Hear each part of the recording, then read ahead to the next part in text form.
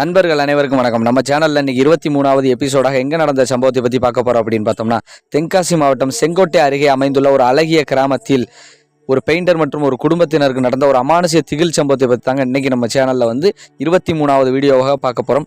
மேலும் தொடர்ச்சியாக நம்ம சேனலை பார்க்கக்கூடிய நமது நண்பர்கள் அனைவரும் மறக்காம சப்ஸ்கிரைப் பண்ணிக்கோங்க.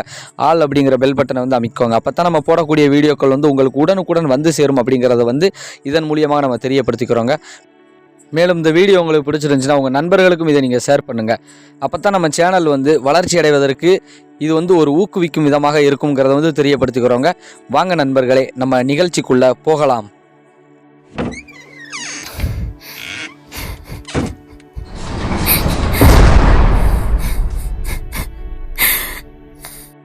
நம்ம ஏற்கனவே குறிப்பிட்டது போல இந்த சம்பவம் தென்காசி மாவட்டம் செங்கோட்டை அருகே அமைந்துள்ள ஒரு அழகிய கிராமத்தில் ஒரு பெயிண்டர் மற்றும் ஒரு தம்பதியினருக்கு ஒரு குடும்பத்தினருக்கு நடந்த ஒரு அமானுஷ்ய திகில் சம்பவம் தாங்க. அதாவது என்ன நடந்துச்சு அப்படின்னு பார்த்தோம்னா, ஒரு வசதியான ஒரு கணவன் மனைவி ஒரு தம்பதியினர் இயற்கை எழில் கொஞ்சக்கூடிய ஒரு கிராம பகுதியில் வீடு கட்டியோ இல்லை வீடு வாங்கியோ நல்ல எளிமையான முறையில் நல்லா அழகாக வாழணும் அப்படின்னு சொல்லிட்டு ஒரு ஆசைப்பட்டு என்ன பண்ணுறாங்க அப்படின்னா, ஒரு புரோக்கர் மூலியமாக ஒரு லேண்ட் புரோக்கர் மூலியமாக ஒரு வீடு ஒன்று செங்கோட்டை அருகே அமைந்துள்ள ஒரு கிராமத்தில் இருக்குதுன்னு சொல்கிறத கேள்விப்பட்டு அவங்க என்ன பண்ணியிருக்காங்கன்னா, அந்த வீடை பார்க்குறதுக்காக வந்திருக்காங்க. அந்த வீட்டை பார்க்கும்போது அந்த வீடு அவங்களுக்கு பிடிச்சி போச்சு.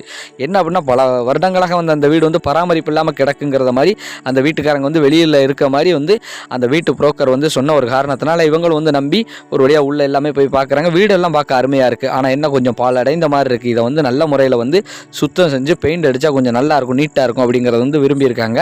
அப்போ என்ன பண்ணியிருக்காங்கன்னா, அதே புரோக்கர்கிட்ட சொல்லி உங்களுக்கு தெரிந்த பெயிண்டர்களை வச்சு நீங்கள் இந்த வேலையை தெளிவாக எங்களுக்கு பண்ணி கொடுங்க அப்படின்னு சொல்லிட்டு ஒரு நல்ல ஒரு அமௌண்ட்டை கொடுத்துருக்காங்க அந்த வீட்டு புரோக்கரிடம். அந்த வீட்டு புரோக்கர் நல்லா அந்த அமௌண்ட்டை வாங்கிக்கிட்டு என்ன பண்ணியிருக்காருன்னா, அவருக்கு தெரிந்த பெயிண்டர்களை ஒரு 5-6 பெயிண்டர்களை வச்சு இந்த வேலையெல்லாம் முடிச்சிடும் அப்படின்னு சொல்லி வர சொல்லியிருக்காங்க. அந்த பெயிண்டர்களும் அந்த வீட்டின் வேலையை ஆரம்பிக்கிறாங்க. அந்த வீட்டு புரோக்கர் அந்த பெயிண்டர்கள்ட்ட ஒரு கான்ட்ராக்டாக பேசியிருக்காங்க. இவ்வளோ அமௌண்ட் தரேன், இந்த வேலையை நீங்கள் முடிக்கணும்னு சொல்ல போய் அவங்களும் அதை ஏற்றுக்கிட்டு நல்ல முறையில் வேலையும் பார்த்துக்கிட்டு இருக்காங்க. ஒரு வாரம் வரைக்கும் கூட நல்ல முறையில் அந்த வீட்டில் எந்த ஒரு பிரச்சனையும் இல்லாமல் வேலை நல்ல முறையில் ஓடிக்கிட்டே இருந்திருக்குங்க. அப்படி போய்கிட்டே இருக்கும்போது ஒரு அறையை பெயிண்ட் அடிக்கணும் அப்படின்னு சொல்லிட்டு ஒரு 2 பேரை அந்த பெயிண்டிங் மேஸ்திரி அனுப்பியிருக்காரு. அந்த ரூமுக்குள்ளே போய் அவங்க அடிக்கிறதுக்காக போகும்போது அந்த ரூமில் ஏகப்பட்ட பொருட்கள் எல்லாமே இருந்திருக்குதுங்க. அந்த பொருள் எல்லாத்தையுமே ஒதுக்கிட்டு அவங்க அடிக்காங்க. அப்படி அடிக்கும்போது வீட்டுக்குள்ளே ஒன்றுமே இல்லை. ஆனால் அந்த 2 பசங்க மட்டும்தான் இருந்து அந்த ரூமுக்குள்ளே நின்று அடிச்சுக்கிட்டு இருக்கும்போது அந்த வீட்டுக்குள்ளே மர்மமான ஒரு முறையில் ஒரு குசு குசுன்னு பேசுகிற மாதிரி, மேலும் பொருளே இல்லைங்க, ஆனால் பொருள் விழுகிற மாதிரி, அந்த ரூமுக்குள்ளே விழுகிற மாதிரி, அது மாதிரியெல்லாம் சத்தம் கேட்ட ஒரு காரணத்தினால அந்த அவங்க 2 பேருமே வாலிபர்கள் தான், இளைஞர்கள் தான். அவங்க என்ன பண்ணிட்டாங்கன்னா, கொஞ்சம் அச்சப்பட்டு பயந்து போய் இந்த ரூமுக்குள்ளே எங்களால் அடிக்க முடியாதுன்னு பயந்துக்கிட்டு மேஸ்திரிகிட்ட சொல்லும்போது மேஸ்திரியே கிளம்பிறங்குறாரு. ஒன்றும் பிரச்சனை இல்லைப்பா, எதுக்கப்பா இப்படி ஒரு வாலிப பசங்களாக இருந்துக்கிட்டு இந்த மாதிரி பயந்தீங்கன்னா எப்படிப்பா அப்படின்னு சொல்லி அவங்களுக்குள்ளே பேசி முடிச்சுட்டு அந்த மேஸ்திரியை என்ன பண்ணுறாருன்னா பெயிண்ட் அடிக்கிறதுக்காக போகிறாருங்க. அந்த மேஸ்திரியை பற்றி நம்ம சொல்லணும் அப்படின்னா ஒரு 45-50 வயசுக்கிட்ட இருக்குங்க. அந்த நபர் எதுக்கும் அஞ்சாத ஒரு நபர் தான். நல்லா நீட்டாக அவர் அந்த ரூமுக்குள்ளே பெயிண்ட் அடிச்சுக்கிட்டு இருக்கும்போது அவருக்கும் கொஞ்சம் நேரம் நல்ல வேலை பார்த்துக்கிட்டே இருக்கும்போது திடீர்னு அவருக்கும் ஒரு சத்தம் ஒன்று கேட்குதுங்க. அப்படியே திரும்பி பார்க்காரு. என்னடா ஒரு வினோதமாக இருக்குது, நம்மளை தவிர்த்து இந்த அறையில் வேறு யாரோ இருக்கிற மாதிரி இருக்கே அப்படின்னு சொல்லிட்டு அவர் பயந்துக்கிட்டு, ஆனால் அவர் வேலை பார்க்குறாருங்க. பயத்தை வெளிக்காட்டிக்கிட முடியாது இல்லைங்களா, ஏன்னா அவர் தைரியமாக பேசிட்டு தான் வந்திருக்காரு. அவர் மேஸ்திரியும் கூட 45-50 வயசு இருக்குங்க. அவர் எதை பற்றியும் சிந்திக்காமல் அவரும் வேலை பார்த்துக்கிட்டே இருக்கும்போது திடீர்னு அவருக்கு குசு குசுன்னு சவுண்டு கேட்குறதா இருக்கட்டும், மேலும் ஒரு பொருள் மேலெங்கிலே விழுகிற மாதிரி இருக்கட்டும், ஆனால் அந்த ரூமில் எதுவுமே கிடையாது. அவர் கோக்காளி அந்த பெயிண்ட் அடிக்கக்கூடிய பொருள் அது மட்டும்தான் இருக்குதுங்க. ஆனால் இவருக்கு ஒரு வினோதமாக தெரியவும் இவர் என்ன பண்ணியிருக்காரு அப்படின்னா, அப்படியே சுற்றி முற்றி அடிச்சுக்கிட்டே பார்க்கும்போது திடீர்னு ஒரு மூலையில் பார்க்கும்போது கருன்னு ஒரு கரையர்னு ஒரு உருவம் அங்கே கூடி நிற்கிற மாதிரியே தெரிஞ்சிருக்கு. இவருக்கு அதை பார்த்ததாங்க ப்ரெஸ்ஸை கீழே விட்டு மிரண்டார். இறங்கி கீழே அப்படியே அந்த ப்ரெஸ் எடுத்து அப்படியே பார்க்குறாருங்க. கொஞ்ச நேரம் இருக்கிற மாதிரியே இருந்திருக்கு. அடுத்து டிஸ்அப்பியர் ஆகிருக்கு. வாசலில் நின்று அப்படியே பார்த்துக்கிட்டே இருக்கும்போது திடீர்னு அப்பியர் ஆகிற மாதிரியே இருந்திருக்கு. இவருக்கு பார்த்தது தாங்க மிரண்டு விட்டார். அந்த ரூம் பாதியிலே அப்படியே போட்டுட்டு வெளியில் வந்துட்டார். இதை பற்றி யார்கிட்டையுமே சொல்லலை. பசங்களோட சேர்ந்து எல்லாமே வேலை பார்த்துக்கிட்டு இருக்கும்போது பசங்க கேட்குறாங்க, என்னாச்சுன்னு கேட்கும்போது, இல்லை ஒன்றும் இல்லைப்பா, இதை பற்றி நீங்கள் வெளியில் யார்கிட்டையுமே சொல்ல வேண்டாம், ஆனால் இங்கே ஏதோ இருக்கிற மாதிரி எனக்கு தெரியுதப்பா அப்படின்னு சொல்லி அவங்களுக்குள்ளே பேசி முடிச்சுட்டு அப்படியே நல்ல முறையில் வேலையும் பார்த்துக்கிட்டே இருக்கிறாங்க. அப்பைக்கப்போ அந்த வீட்டு ஓனர், அதாவது அந்த வீட்டை விலைக்கு வாங்கின அந்த ஓனரும் வருவாருங்க, அந்த ஹவுஸ் ஓனரும், மேலும் வந்து அந்த புரோக்கரும் வருவாருங்க. அப்பைக்கப்போ வந்து என்னென்ன வேலைலாம் முடிஞ்சிருக்கு என்னங்கிறத வந்து பார்ப்பாருங்க. இதை வந்து யார்கிட்டையுமே இவர் வந்து சொல்லலை. யார் அந்த பெயிண்டர் வந்து மேஸ்திரி வந்து யார்கிட்டையுமே சொல்லலை. காரணம் என்னன்னா, ஒரு வசதி படைத்த நபர் வந்து அந்த வீட்டை விலைக்கு வாங்கிட்டாரு. இவ்வளோ செலவு பண்ணி அந்த வேலையை பார்த்துக்கிட்டு இருக்காங்க. இவருக்கு மனசுக்குள்ளே குறுகுறுத்தாலும் அந்த புரோக்கரை நினைக்கல ஒரு பயமாக இருக்குது. ஏன்னா புரோக்கருக்கு இது ஒரு நல்ல கமிஷன், இவருக்கு ஒரு நல்ல வேலையும் கூட. ஆனால் ஓரளவுக்கு நல்ல வேலையும் நெருங்கி முடிய போகிற ஒரு சமயத்தில் நம்ம என்னத்தை சொல்லிக்கிட்டு, ஆனால் இருந்தாலும் இவருக்கு மனசு கேட்கலங்க. அந்த புரோக்கர்கிட்ட போய் சொல்லும்போது, புரோக்கர் இந்த காலத்தில் இது எதுவுமே கிடையாது, அப்போ உனக்கு வந்து கற்பனையாக இருந்திருக்கும், இதை பற்றி நீ ஒன்றும் சொல்ல வேண்டாம், பேசாமல் உன் வேலையை மட்டும் பாரப்பா அப்படிங்கும்போது அவங்க மற்றபடி நல்லபடியாக வேலையை பார்க்குறாங்க. எதை பற்றியுமே யார்கிட்டையுமே சொல்லலை அதுக்கப்புறம். ஆனால் அவங்களுக்கு வந்து கொஞ்சம் ஒரு சத்தங்கள் எதுவும் கேட்டுக்கிட்டே இருந்தாலுமே வந்து அவங்க வந்து எதையுமே கம்பலை. எல்லாரும் வாலிபர்கள், வாலிப பசங்க, இளைஞர்கள் தான். அந்த ஒரு மேஸ்திரி மட்டும்தான் இருந்தாலும் ஒரு தைரியமாக அவங்க எல்லாருமே சேர்ந்து அந்த வீடை வந்து முடிக்கிற தருவாயில் வரும்போது வந்து அந்த வீட்டு ஓனர் வந்து, எனக்கு நாள் ரொம்ப ஓடிக்கிட்டே இருக்கிறாங்க, சடார்னு இதை முடிச்சுட்டு போங்க அப்படிங்கும்போது, சரி சார்னு சொல்லிட்டு இந்த வேலைக்காரங்க, அந்த பெயிண்டர்கள் எல்லாருமே ஓரளவுக்கு நல்ல முறையில் நெருக்கி முடிக்கிறாங்கன்னு அந்த ஒரு ரூம் மட்டும் பெண்டிங்கில் நடக்குதுங்க. அந்த ரூம், அதை சார்ந்த ஒரு பக்கத்தில் உள்ள ஒரு ரூம், இந்த 2 ரூம் மட்டும் பெண்டிங்கில் இருக்குதுங்க. அதை வந்து அந்த வீட்டுக்கார்ட்ட, அந்த ஹவுஸ் ஓனர்கிட்ட வந்து எல்லா வேலையும் முடிஞ்சிருச்சான்னு புரோக்கரை சத்தம் போடும்போது, புரோக்கர் வந்து இவங்களை கேட்கும்போது, இந்த மேஸ்திரி, புரோக்கர், அந்த வீட்டு ஓனர், அப்போ அந்த 3 பேருமே பேசுகிறாங்க, ஐயா அந்த ஒரு ரூம் மட்டும் கிடக்குது, அதை சுற்றி இன்னொரு ரூம் ஒன்று, இந்த 2 ரூம் மட்டும் கிடக்குதுங்க ஐயா அப்படின்னு சொல்லும்போது, சரி ஒன்றும் அவசரம் இல்லை, அது அப்படியே பூட்டின மணிக்கே இருக்கட்டும், அது ஸ்டோர் ரூம் மாதிரி தானே இருக்குது, நாங்கள் வந்து வீட்டை வந்து பாலை காய்ச்சிட்டு நாங்கள் குடியேறிடுறோம், நாங்கள் வந்து குடியேறிட்டு இங்கே இருப்போம், நாங்கள் உங்களுக்கு தேவைப்படும் போது கூப்பிட்றோம், உங்கள் நம்பரை மட்டும் கொடுங்க, இந்த வேலையை நீங்கள் தான் முடிச்சு கொடுக்கணும், ஏன்னா எல்லாம் மொத்தமாக தானே உங்கள்கிட்ட பேசியிருக்கு, ஏன்னா நீங்களும் அவரும் வந்து ஒரு அவசர சூழ்நிலையில் சொல்கிறாருங்க. இதை சொல்ல மறந்துட்டேன். யார் அந்த மேஸ்திரியும் வந்து கொஞ்சம் வெளியில் அவசரமாக போக வேண்டியது இருக்குது, இன்னொரு இடம் வந்திருக்குது, இன்னொன்று என்னென்னா அவருக்கு ஒரு வேலையும் பெண்டிங் இருக்க காரணத்தினால அந்த வேலையை முடிச்சுட்டு நான் வரேன்னு சொல்ல போய் வீட்டுக்காரங்க சரின்னு சம்மதிச்சிட்டாங்க. சரின்னு சொல்லிட்டு யார் மேஸ்திரியோட நம்பரை வந்து, பெயிண்டிங் மேஸ்திரியோட நம்பரை வந்து வீட்டு ஓனர் வந்து வாங்கிக்கிட்டாருங்க. புரோக்கருக்கு வந்து அவ்வளோதாங்க வேலை முடிஞ்சு. காரணம் என்னென்னா, பெயிண்டிங்கை கொண்டு வந்து எல்லாம் பெயிண்டரை கொண்டு வந்து நல்ல முறையில் வேலையும் ஓரளவுக்கு முடிச்சிட்டாங்க. இங்கே வந்து ஹவுஸ் ஓனரும் வந்து வீட்டில் வந்து குடியேற வந்துட்டாங்க. அப்படிங்கிற பிரச்சனை இல்லைன்ட்டு அவர் தலையை கலத்திக்கிட்டாருங்க. எந்த ஒரு இதையும் வந்து யார்கிட்டையுமே வந்து வெளிக்காட்டிக்கிடவே இல்லைங்க. அதற்கப்புறம் என்ன நடந்துச்சுன்னா, இந்த பெயிண்டர் வந்து மனசு இல்லாமல் தான் வெளியில் போகிறாரு, எதையும் பற்றி சொல்லவும் முடியலை. இருந்தாலும் ஹவுஸ் ஓனரை பற்றி நினச்சி பார்க்கும்போது கொஞ்சம் யோசனையாகவும் இருந்திருக்கு. அந்த ஹவுஸ் ஓனருக்கு வந்து 2 குழந்தைங்களும் இருக்காங்க, 2 பசங்க தாங்க, ஒன்றும் பிரச்சனை கிடையாது, 2 பசங்க இருக்கிறாங்க, அவங்களும் குடியேறிட்டாங்க. இருந்தாலும் ஒரு பயத்தில் யோசனை பண்ணிக்கிட்டு அப்படியே போயிட்டாருங்க. போனதுக்கப்புறம் இவங்க வந்து வீட்டில் வந்து குடியேறி நல்ல முறையில் இருக்காங்க. ஒரு மாதம் வரைக்கும் நல்ல முறையில் தான் அவங்களுக்கு வந்து நல்லா அப்படியே நாட்கள் வந்து அப்படியே நகர்ந்து போகுதுங்க. நல்லா தான் போய்கிட்டு இருக்குது. அப்படியே போய்கிட்டு இருக்கும்போது திடீர்னு என்ன ஆகி போகுது அப்படின்னா, அவங்க வீட்டுக்குள்ளே வந்து திடீர்னு அந்த பொருட்கள் விழுகிறது, அந்த சத்தம், வச்ச இடத்துல வந்து வச்ச பொருள் எதுவுமே இல்லை, அப்படியெல்லாம் இருக்கக்கூடியதெல்லாம் இவங்க வந்து உணர ஆரம்பிக்கிறாங்க. அப்போ தான் கொஞ்சம் கொஞ்சமாக உணர ஆரம்பிக்கிறாங்க. என்னடா கொஞ்சம் ஓரளவுக்கு வித்தியாசமாகலாம் நடக்கிற மாதிரியே இருக்குதே அப்படின்னு சொல்லிட்டு உணர ஆரம்பிக்கிறாங்க. அது மேற்கொண்டு வந்து அவங்க வீட்டில் வந்து அங்கே இதுக்கு முன்னாடி இருந்த வீட்டில் வந்து நாய்கள் எல்லாமே வளர்த்துருக்காங்க. ஒரு 2 நாய் வளர்த்துருக்காங்க. அந்த 2 நாயுமே நல்ல விலை உயர்ந்த நாய்கள் தான். அந்த 2 நாய்களில் ஒரு நாய் வந்து இந்த வீட்டுக்கு வந்து அந்த 1 மாதத்தையில் வந்து இறந்து போயிடுச்சுங்க. எப்படி இறந்ததுனே தெரியல. வாயில் வந்து ரத்தம் வந்த மணிக்கு, நுரதல் மணிக்கு ஒரு வித்தியாசமான முறையில் வந்து அது இறந்து கிடந்திருக்குங்க.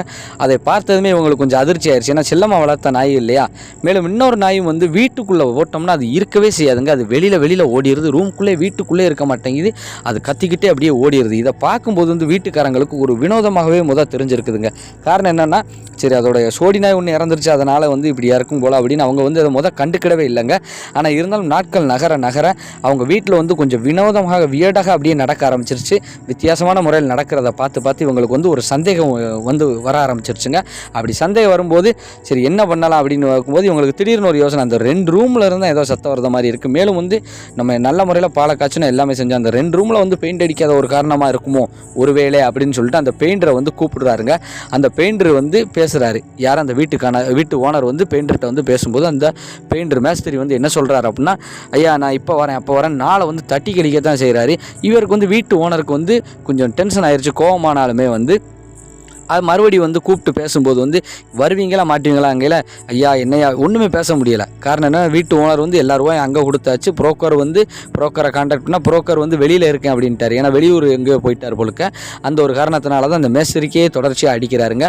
எனக்கு வந்து நீங்கள் சடார்னு இந்த வேலையை முடிச்சு கொடுங்கன்னு சொல்லி ஒரு சட்டத்திட்டமாக சொல்லும்போது வந்து இவரால் வந்து மறுத்து பேச முடியல. சரி வாரங்கய்யா அப்படின்னு சொல்லிட்டு நேராக அந்த மேஸ்திரி வந்து ஒரு இளைஞரையும் கூப்பிட்டுக்கிட்டு, ஏன்னா 2 பேர் தான், அந்த ஒரு 2 ரூம் தானே ஒரு நாளில் அடித்து முடிச்சிடலாம்.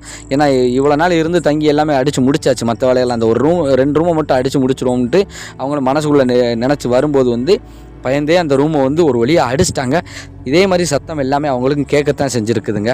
ஆனால் அது எதையுமே கம்பல. ஏன்னா ஒரு குடும்பமே தங்கிக்கிட்டு இருக்குது, இதற்கு மேலே என்ன அப்படின்னு சொல்லிட்டு அந்த வேலை எல்லாமே முடிச்சுட்டு இவருக்கு மனசும் கேட்கல.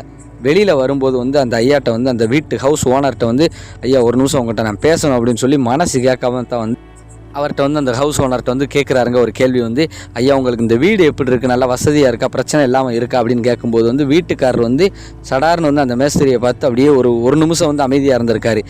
என்ன எதுக்கு நீங்கள் திடீர்னு இப்படி கேட்கிங்கங்களே? இல்லைங்க ஐயா நான் தெரியாமல் தான் கேட்குறேன், உங்களுக்கு இது பிடிச்சிக்கிடுச்சா, நல்லா இருக்கா, வீடு நல்லா இருக்குது, இருந்தாலும் கொஞ்சம் வித்தியாசமான முறையில் நடக்குன்னு சொல்லி அந்த ஹவுஸ் ஓனரும் வந்து ஏன்னா அந்த பெயிண்டர் ஏதோ ஒரு சம்மந்தமாக தான் இக்கு போட்டு பேசுகிறாரு, அதாவது ஒரு கேள்வி ஒரு சந்தேக கோணத்தில் கேட்குறாரு அப்படிங்கிற மாதிரி தெரிஞ்சு தான் இவர் வந்து சொல்லிட்டாருங்க. ஆமாம் வித்தியாசமாக தான் நடக்குது தம்பி, இந்த மாதிரியெல்லாம் இருக்குது தம்பி, வீட்டுக்கு வந்த ஒரு மாதம் அந்த நாய் வந்து இறந்துருச்சு தம்பி, அதெல்லாம் செல்லாமல் வளர்த்தோம், எல்லா விஷயத்தையும் சொல்லும்போது ஐயா ஒன்றும் இல்லையா, இந்த வீட்டில் வந்து ஒரு வினோதமாக ஒரு செயல்கள் நடக்குதுங்க ஐயா அப்படின்னு சொல்லிட்டு எல்லா விவரத்தையுமே சொல்லிட்டாரு. அப்போ வந்து ஹவுஸ் ஓனருக்கு வந்து இது வந்து தட்டுப்பட்டுருச்சு. காரணம் என்ன, ஹவுஸ் ஓனரும் வந்து ஒரு 2-3 முறை பார்த்த மாதிரி அவருக்கு இருந்திருக்கு. அவருக்கு வந்து இது வந்து ஏதோ ஒரு கற்பனை அப்படின்னு நினச்சிக்கிட்டாருங்க. ஆனால் இந்த நடக்கிறது இவர் சொல்கிறது எல்லாத்தையும் பார்க்கல அவர் வந்து உறுதிப்படுத்திட்டார். உடனடியாக அவருடைய செல்வாக்கை பயன்படுத்தி, யார் அந்த வீட்டு ஓனரின் செல்வாக்கை பயன்படுத்தி கேரளாவிலிருந்து, ஏன்னா செங்கோட்டைங்கிறது வந்து இங்கே தானே இருக்குது, கேரளா பக்கத்தில் தானே இருக்குது, உடனடியாக கேரளாவில் அவருக்கு தெரிந்த ஒரு மாந்திரிகரை வர சொல்லி உடனடியாக அந்த வீட்டில் வந்து பூஜைகள் எல்லாமே ஏற்பாடு பண்ணும்போது தான் தெரிஞ்சிருக்குதுங்க. பூஜைகள்லாம் நடந்துக்கிட்டு இருக்கும்போதே வந்து அந்த மாந்திரிகர் வந்து கண்டுபிடிச்சிட்டாருங்க, இந்த வீட்டில் வந்து இதற்கு முன்பு வந்து தீக்குளித்த ஒரு பெண்ணின் ஆன்மா இருக்குது அப்படிங்கிறத வந்து தெளிவுபடுத்திட்டாருங்க. மேலும் நீங்கள் இந்த வீட்டில் இருக்க வேண்டாம், நீங்கள் கொஞ்சம் கிளம்பிடுறது நல்லது அப்படின்னு சொல்லி எல்லாமே சொல்லியிருக்காரு அந்த மாந்திரிகர். ஆனால் அந்த வீட்டு ஹவுஸ் ஓனருக்கு வந்து இந்த வீட்டை விட்டு கொடுக்குறதுக்கு மனசு இல்லை. ஐயா உங்களை தான் நம்பி நான் வர வச்சுருக்கேன், நீங்கள் தான் எப்படியாவது எனக்கு இதை வந்து கிளியர் பண்ணி தரணும் அப்படின்னு சொல்லி கேட்ட ஒரு காரணத்தினால அந்த மாந்திரிகர் வந்து சரி யோசனை பண்ணிவிட்டு ஒரு பயங்கரமான ஒரு பூஜைகள் ஒரு 2-3 நாட்கள் இங்கே இருந்து தான் நான் பண்ணி உங்களுக்கு இதை கிளியர் பண்ணி தரணும் அப்படின்னு சொல்லிட்டு பயங்கரமான முறையில் வந்து பூஜைகள் எல்லாமே செஞ்சு அந்த வீட்டில் வந்து எல்லாத்தையுமே வந்து கிளியர் பண்ணி கொடுத்துருக்காருங்க. கொடுத்ததுக்கப்புறம் வந்து அந்த மாந்திரிகர் சொல்லியிருக்காரு, என்ன சொல்லியிருக்காரு அப்படின்னா, மறுபடி இந்த வீட்டை வந்து ஒரு முறை வந்து நல்ல முறையில் வந்து நீங்கள் வந்து பெயிண்டிங் பண்ணி இந்த வீடை வந்து நல்ல முறையில் சுத்தப்படுத்தி முழுக்கவே சுத்தப்படுத்தி அதற்கப்புறம் தான் நீங்கள் இதில் வந்து மறுபடி பாலை காய்ச்சி குடியேறணும். இப்போதைக்கு நீங்கள் வந்து உங்கள் இன்னொரு வீட்டுக்கு நீங்கள் போயிருங்க, அதாவது அவர் வந்து கொஞ்சம் வசதியான நபர் அப்படின்னு சொன்னோம் இல்லையா, அவருடைய இன்னொரு வீட்டுக்கு நீங்கள் போயிருங்க அப்படின்னு சொன்ன ஒரு காரணத்தினால இவர் வந்து யோசனை பண்ணி பார்த்தார். இருந்தாலும் இந்த வீட்டை விட்டு போகிறதுக்கு அவருக்கு மனசு இல்லை. அதனால் என்ன பண்ணியிருக்காருன்னா, மறுபடி ஒரு முறை அதே மேஸ்திரிட்ட நீங்களே இதை இருந்து நல்ல சிறப்பாக செஞ்சு கொடுத்துருங்க, ஏன்னா நீங்கள் இல்லாட்டி இவ்வளோ தூரம் நாங்கள் வந்து இந்த ஸ்டெப்பை எடுத்திருக்க மாட்டோம், ஏதாவது ஒரு விபரீதம் நடக்கிறதுக்கு முன்னாடி நீங்கள் சொன்னது வந்து ரொம்ப மகிழ்ச்சி அப்படின்னு சொல்லிவிட்டு அந்த கான்ட்ராக்டை மறுபடி வந்து நம்ம அந்த மேஸ்திரிக்கே பெயிண்டிங் மேஸ்திரிக்கே வந்து கொடுத்தாச்சு. அந்த ஒரு காரணத்தினால் அவர் ரொம்ப கொண்டாட்டமாக இப்போ வந்து ரொம்ப பயங்கரமாக கூட ஒரு 4-5 பேரை கூப்பிட்டு வந்து நல்ல முறையில் கொஞ்சம் விரட்டி அடித்து நல்ல முறையில் வேலையை முடிச்சுட்டு போயிட்டாருங்க. அவருக்கு ஒரு நல்ல ஒரு வெகுமானமும் கொடுத்துருக்காருங்க அந்த ஹவுஸ் ஓனர். காரணம் என்னென்னா, இவங்க வந்து இப்போதைக்கு நல்ல முறையில் எல்லாமே நல்லா இருக்கிறது காரணம் அவர் தான் அப்படின்னு சொல்லிட்டு அந்த ஹவுஸ் ஓனர் வந்து அவங்கள மேஸ்திரியை வந்து நல்ல முறையில் பார்த்துக்கிட்டாருங்க. இப்போயும் எதுவும் ஒரு அவசரமான ஒரு வேலைன்னா அந்த மேஸ்திரியை தான் கூப்பிட்டு அவங்க ஃபேமிலியில் உள்ள எல்லாருமே கலந்து பேசிக்கிட்டுறதும் சரி, பெயிண்டிங் வேலையும் சரி, அந்த ஹவுஸ் ஓனர் வந்து அந்த மேஸ்திரிக்கு வந்து நல்ல முறையில் வேலையும் வாங்கி கொடுத்து இப்போ நல்லா தான் இருக்கிறாங்க, எந்த ஒரு பிரச்சனையும் கிடையாதுங்க. இந்த சம்பவத்தின் மூலம் நாம் என்ன தெரிஞ்சுக்கிடணும் அப்படின்னா, மறக்காமல் நம்ம சேனலை வந்து சப்ஸ்கிரைப் பண்ணிக்கோங்க, ஆல் அப்படிங்கிற பெல் பட்டனை அமைக்கிக்கோங்க. உங்களுக்கு இந்த வீடியோ பிடிச்சிருந்துச்சுன்னா உங்கள் நண்பர்களுக்கும் இதை நீங்கள் ஷேர் பண்ணுங்கள். அப்போ தான் நம்ம சேனல் வந்து மேலும் வளர்ச்சி அடைவதற்கு ஒரு உதவியாக இருக்கும். நன்றி நண்பர்களே, அடுத்த வீடியோவில் சந்திப்போம்.